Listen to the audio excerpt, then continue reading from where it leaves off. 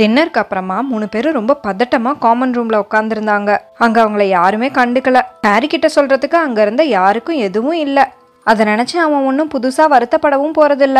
மந்திரக்கட்டுகளை முறியடிக்க உதவும்னு ஹெர்மாயினி அவளோட நோட்ஸ் எல்லாம் ஒரு தடவை புரட்டி பார்த்துக்கிட்டு இருந்தா. ஹாரியும் ரானும் எதுவும் பேசாமலே உட்காந்துருந்தாங்க. அவங்களோட சிந்தனை எல்லாம் அடுத்து என்ன பண்ண போறோங்கிற யோசனையிலேயே இருந்தது. காமன் ரூம்ல இருந்து கொஞ்சம் கொஞ்சமா எல்லாரும் பெட்டுக்கு கிளம்ப அந்த ரூம் காலியாக ஆரம்பிச்சது.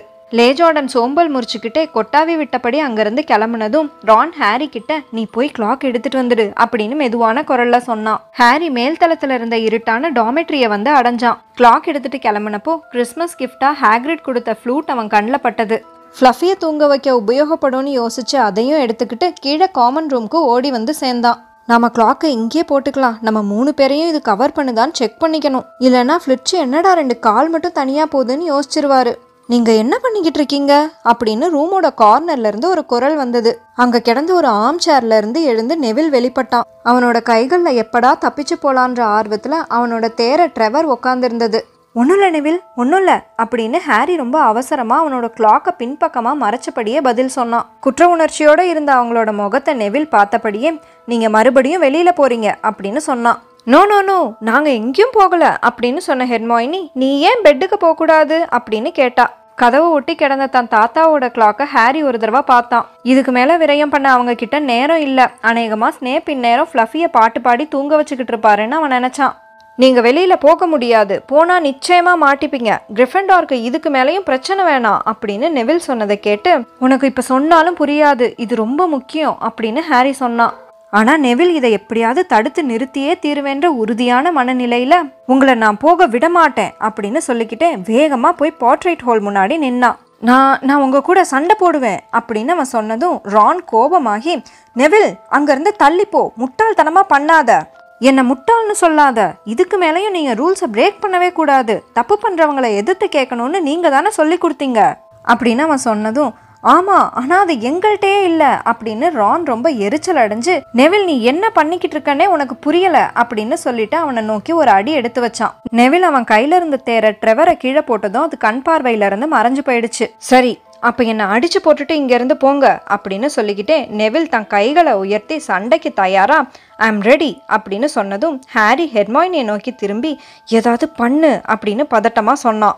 ஹெர்மாயினி முன்னாடி வந்து நெவில் நான் உன்கிட்ட இதுக்காக ரொம்ப ரொம்ப மன்னிப்பு கேட்டுக்கிறேன் அப்படின்னு சொல்லிட்டு அவ கைகளில் இருந்த வாண்டை உயர்த்தி பிடிச்சு பெட்ரிஃபெக்கஸ் டொட்டாலஸ் அப்படின்னு சத்தமா நெவிலை நோக்கி கத்துனான். உடனே நெவிலோட கைகள் 2 உடம்போடவும் கால்கள் 2 ஒன்னோட ஒன்னும் ஒட்டிக்கிச்சு. அவன் மொத்த உடம்பும் இறுகி போயிடுச்சு. முன்பக்கமா லேசா சாய ஆரம்பிச்சவன் முகம் கீழே படுற மாதிரி ஒரு பலகை கணக்கா பொத்துன்னு விழுந்தான். ஹெர்மாயினி ஓடி போய் அவனை திருப்பி போட்டா.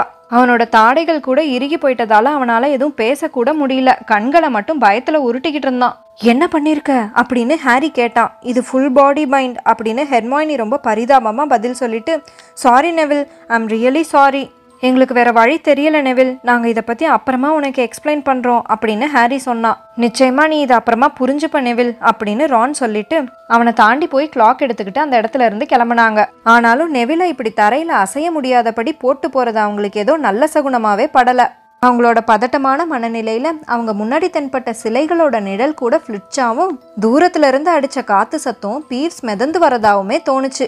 அவங்க படிக்கட்டுகளோட முதல் படியில காலை எடுத்து வச்சப்போ மிஸ்ஸஸ் நாரிஸ் மேல நின்னுக்கிட்டு இருந்தது தெரிஞ்சது.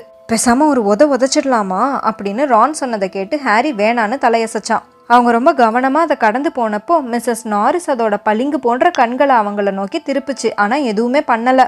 3rd floor படிக்கட்டுகளை வந்து அடையிற வர அவங்க முன்னாடி யாரும் தென்படல. ஆனா பாதி வழியில அந்த பக்கமா வரவங்களை கீழே விழ வைக்கிறதுக்காக தரையில கிடந்த கார்பெட்ஸை லூசாக்கிக்கிட்டு இருந்த பீவ்ஸ் யாரது அப்படின்னு அதோட குறும்பு கண்களை குறுக்கி பார்த்து கேட்டது. என்னால பார்க்க முடியாட்டியும் நீங்க அங்கதான் இருக்கீங்கன்னு தெரியுது. கோலி ஆர் கோஸ்டி ஆர் ஸ்டூடெண்ட் பெஸ்டி யாரது அப்படின்னு கேட்டபடியே மேல மேல மிதந்து போய் ஒரு தடவை கண் அடிச்சுட்டு ஃபிளிட்சை கூப்பிடவா அப்படின்னு கேட்டதும் ஹாரிக்கு ஒரு ஐடியா வந்தது.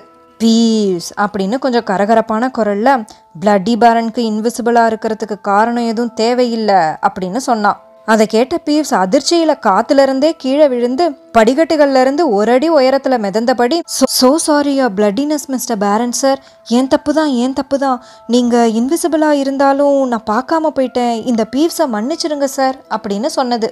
எனக்கு இங்கே கொஞ்சம் வேலை இருக்கு பீவ்ஸ் அப்படின்னு சொன்ன ஹாரி, இன்னைக்கு ராத்திரி ஃபுல்லாக இந்த பக்கம் நீ வராத. நிச்சயமா வரமாட்டேன், நிச்சயமா இங்கே வரவே மாட்டேன் அப்படின்னு சொன்ன பீவ்ஸ் காத்துல உயர பறந்து போய், உங்க வேலை நல்லபடியா நடக்கணும் பேரன், நான் தொல்லையே பண்ண மாட்டேன் அப்படின்னு சொல்லிட்டு அந்த இடத்துல இருந்து மறைஞ்சு போயிடுச்சு. பிரில்லியன் ஹாரி அப்படின்னு ரான் முணுமுணுத்தான். சில வினாடிகளுக்கு அப்புறமா அவங்க 3rd ஃப்ளோர் காரிடாரை வந்து அடைஞ்சாங்க. அங்க இருந்த கதவு ஏற்கனவே திறந்திருந்தது. அங்க பாருங்க, ஸ்னேப் ஏற்கனவே ஃப்ளஃபியை கடந்து போயிட்டாரு அப்படின்னு ஹாரி மெதுவா சொன்னான். ஆனாலும் திறந்திருந்த கதவை பார்த்ததும் 3 பேருக்கும் நாம் அடுத்து என்னெல்லாம் எதிர்கொள்ள போகிறோமோங்கிற எண்ணம் வந்தது. கிளாக்குள்ளே இருந்தபடியே ஹாரி மற்ற 2 பேரையும் திரும்பி பார்த்தான். நீங்கள் 2 பேரும் திரும்பி போகிறதுனா கூட போங்க, நான் உங்களை குத்தம் சொல்ல மாட்டேன். இந்த கிளாக்கை வேணா கூட எடுத்துகிட்டு போங்க, இனிமேல் எனக்கு இது தேவையில்லை அப்படின்னு ஹாரி சொன்னதை கேட்டு, முட்டாள்தனமாக பேசாத அப்படின்னு ரான் சொன்னதும், கட்டாயம் நாங்களும் வருவோம் அப்படின்னா ஹெர்மாயினி. ஹாரி கதவை தள்ளி திறந்தான். க்ரீச்சுன்னு சத்தம் போட்ட கதவு கூடவே உருமல் சத்தமும் அவங்க காதுக்கு எட்டுச்சு. ஃப்ளஃபியால் அவங்கள பார்க்க முடியாட்டியும் அதோட 3 பிரம்மாண்டமான மூக்கும் அவங்க இருந்த திசையை மோப்பம் பிடிச்சிச்சு. அது கால்கிட்ட என்னவோ கடக்கு பார்த்தீங்களா அப்படின்னு ஹெர்மாயினி முணுமுணுத்ததும், அது ஏதோ வீணை மாதிரி இசைக்கருவி போல, ஸ்னேப் தான் அங்கேயே விட்டுட்டு போயிருக்கணும் அப்படின்னா ரான். அநேகமா மியூசிக் வாசிக்கிறத நினைச்சா அது முழிச்சிடும் போல. அப்ப சரி அப்படின்னு சொல்லிட்டு ஹாரி ஹாக்ரிட் கொடுத்த ஃப்ளூட்டை வாயில வச்சு ஊத ஆரம்பிச்சான். அந்த ஃப்ளூட்ல இருந்து வந்த சத்தம் ஒரு மியூசிக் மாதிரி கூட இல்ல. ஆனாலும் அதை கேட்டதும் அந்த ராட்சச ஃப்ளஃபி நாய்க்கு கண்ணு சொருக ஆரம்பிச்சிச்சு. ஹாரி தம் கட்டி ஊதுனான். அந்த நாயோட உருமல் சத்தம் கொஞ்சம் கொஞ்சமா குறைஞ்சிச்சு. கால்கள் தள்ளாட ஆரம்பிச்சு கடைசியா மண்டி போட்டு தரையில படுத்து தூங்க ஆரம்பிச்சிச்சு. நிறுத்தாம வாசி அப்படின்னு ரான் ஹாரிய பார்த்து சொல்லிட்டு 3 பேரும் கிளாக்ல இருந்து வெளியில வந்து டிராப் டோரை நோக்கி மெதுவா ஊர்ந்து போக ஆரம்பிச்சாங்க. அவங்களால அந்த ராட்சச நாயோட உடல் சூடையும் தலைக்கிட்ட போனதும் அதோட நாத்தமான மூச்சு காத்தையும் உணர முடிஞ்சது. இப்போ நம்மளால இந்த கதவை இழுத்து திறக்க முடியும்னு நினைக்கிறேன் அப்படின்னு சொல்லிக்கிட்டே ரான் நாயோட பின்பக்கத்தை எட்டி பார்த்தபடியே, ஹெர்மாயினி நீ முதல்ல போறியா அப்படின்னு கேட்டதும், இல்ல நான் போல அப்படின்னு ஹெர்மாயினி பதில் சொன்னதை கேட்டு பல்ல காட்டி சிரிச்சிட்டு நாயோட கால்களுக்கு நடுவுல கவனமா காலடி எடுத்து வச்சு கீழே குனிஞ்சு டிராப்டோர் மேல இருந்த வளையத்தை பிடிச்சி இழுத்ததும் கதவு மெல்லமா திறந்துக்குச்சு. என்ன தெரியுது அப்படின்னு ஹெர்மாயினி ரொம்ப பதட்டமா கேட்டா. எதுவும் இல்ல, கும்மிருட்டா இருக்கு, கீழே இறங்குறதுக்கு எதுவும் பாதை இருக்கிற மாதிரி எல்லாம் தெரியல, அப்படியே குதிக்க வேண்டியதுதான் போல அப்படின்னு அவன் சொன்னதும் அப்போ வர ஃப்ளூட் வாசிச்சுக்கிட்டு இருந்த ஹாரி கையசைச்சு ரான் தன்னை நோக்கி திரும்பி பார்க்க வச்சான். என்னது, நீ முதல்ல போறியா? நிச்சயமா தான் சொல்றியா? இது எவ்வளோ ஆழத்துக்கு கீழே போகுதுன்னு உறுதியா தெரியல. அப்ப நீ ஃப்ளூட்டை ஹெர்மாயினி கிட்ட மாத்தி விட்டுடு, அப்பதான் ஃப்ளஃபி தொடர்ந்து தூங்கும். ஹாரி ஃப்ளூட்டை கைமாத்தி விட்ட அந்த சில வினாடிகள் நேரத்துல நாய் உடம்ப முறிச்சு லேசா உரும ஆரம்பிச்சிச்சு. ஆனா ஹெர்மாயினி வாசிக்க தொடங்கினதுமே மறுபடியும் அது தூங்கிடுச்சு. ஹாரி தாவி போய் டிராப்டோர் வழியா எட்டி பார்த்தான். கீழே தரை இருக்கிறதுக்கான அறிகுறியே தெரியல.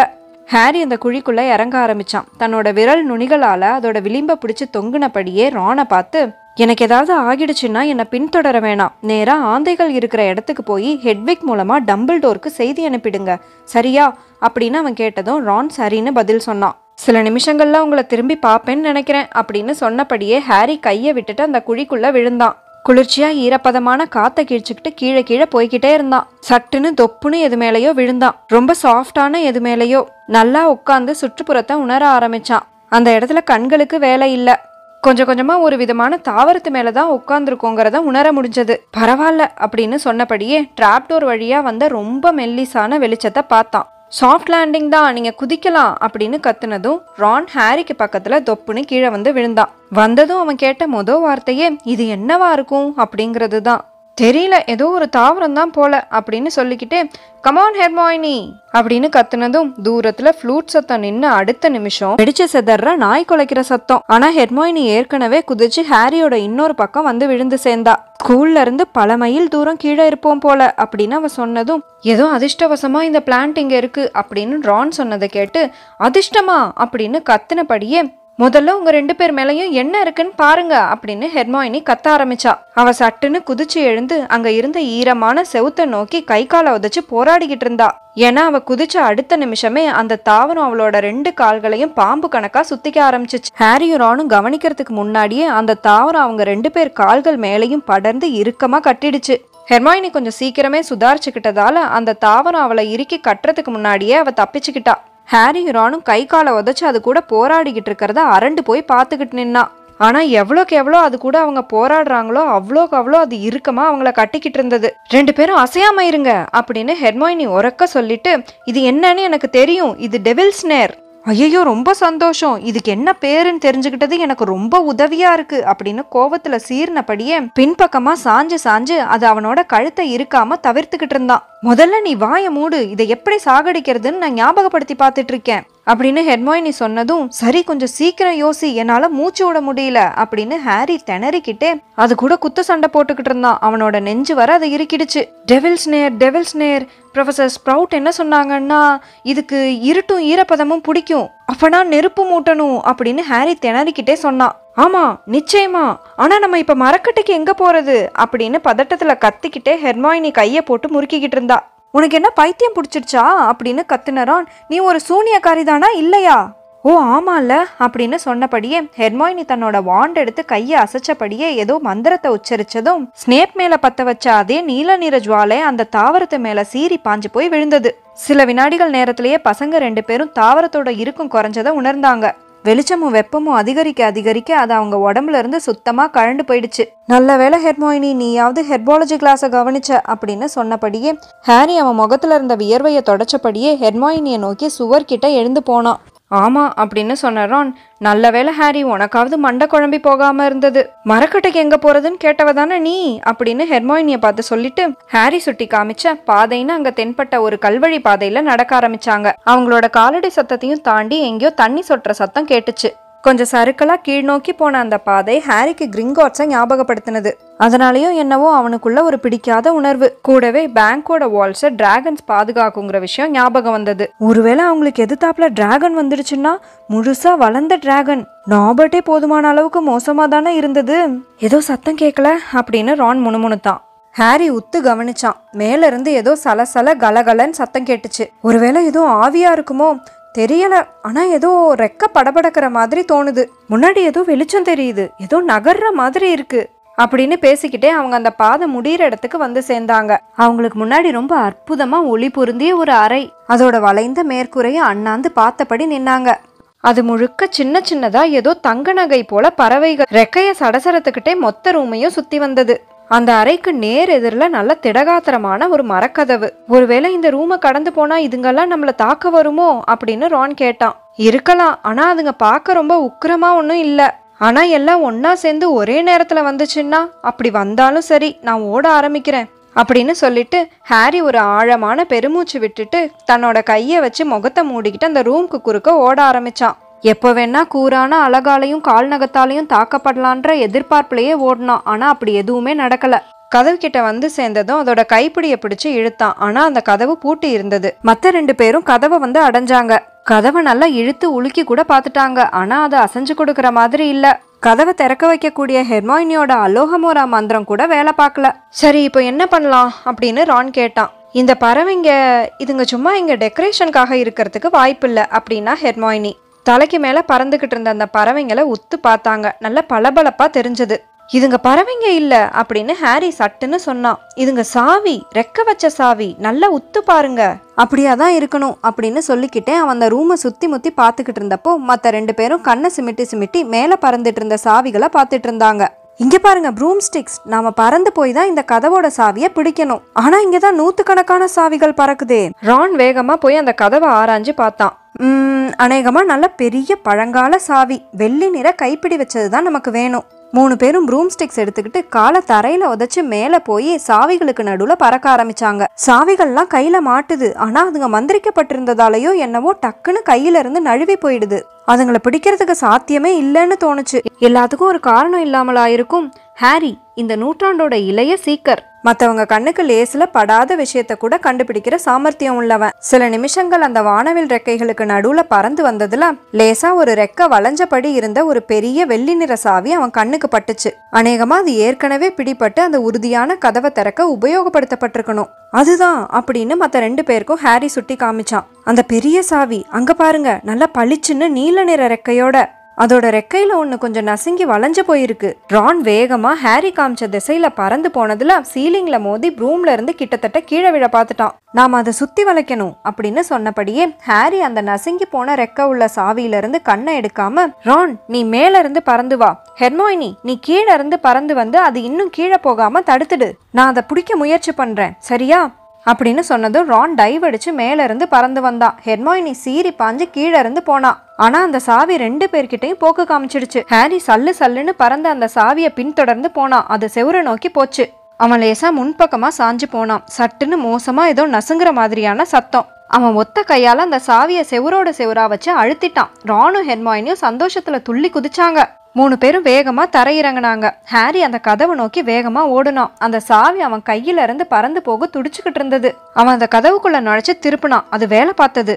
பூட்டு திறந்துகிட்ட அடுத்த வினாடி அந்த சாவி மறுபடியும் பறந்து போயிடுச்சு. 2 தடவை பிடிபட்டதால அது இப்ப பார்க்க ரொம்பவே அடிபட்ட மாதிரி இருந்தது. தயாரா அப்படின்னு ஹாரி மத்த 2 பேர்ட்டையும் கேட்டான். அவனோட கையில கதவோட கைப்பிடி இருந்தது. 2 பேரும் தலையாட்டினாங்க.